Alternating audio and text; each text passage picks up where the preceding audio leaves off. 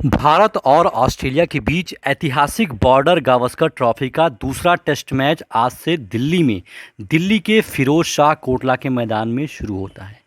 Toss होता है और टॉस को जीतते हैं ऑस्ट्रेलिया के कप्तान पैट कमिंस और वो कहते हैं कि हम पहले बल्लेबाजी करेंगे भैया। बल्लेबाजी करने के लिए आते हैं ओपनर डेविड वार्नर और उस्मान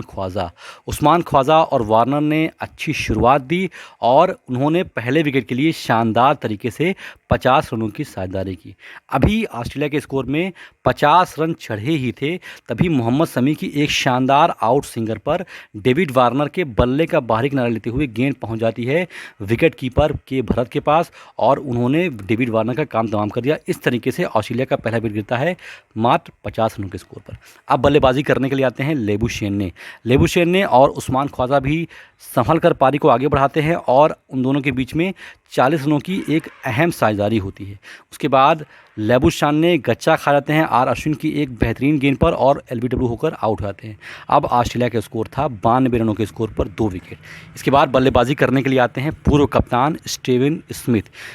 स्मिथ शुरू से ही 2-4 गेंदों में समझ में आ गया था कि वो कुछ खास नहीं कर पाएंगे, क्योंकि वो बिल्कुल ही असहज दिख रहे थे और 4 गेंदों पर बिना खाता खोले आर अश्विन की एक बाहर जाती गेंद पर आउटसाइड लगा और विकेट कीपर ने एक बार फिर से कैच पकड़ा और इसके बाद इस तरीके से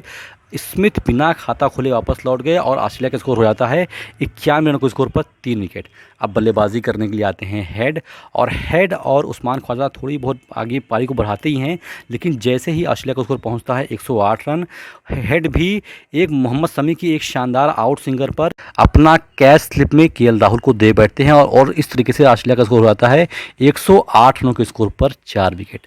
अब बल्लेबाजी करने के लिए आते हैं हैंड्सकोप और उस्मान ख्वाजा और हैंड्सकोप में एक अच्छी पार्टनरशिप होती है। उन्होंने कुल मिलाकर 59 रनों की एक बहुमूल्य पार्टनरशिप की। इसके बाद जब ऑस्ट्रेलिया का स्कोर 167 रन था, तभी एक फिजूल के शॉट पर उस्मान ख्वाजा 81 रनों के स्कोर पर आउट हुए थे। उन्हें रविंद्र जडेजा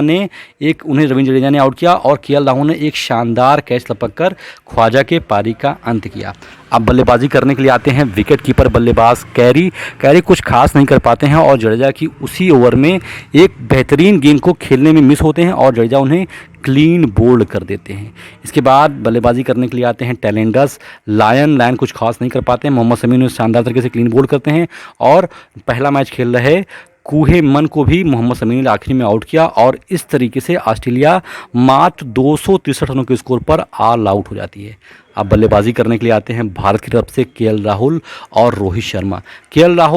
शर्मा ने दिन का अंत होते समय आराम से पारी को आगे बढ़ाया और बिना किसी विकेट के नुकसान के 21 रनों पर दिन का खेल खत्म किया और इस तरीके से भारतीय टीम ने अभी तक इस मैच में बढ़त बना रखी है।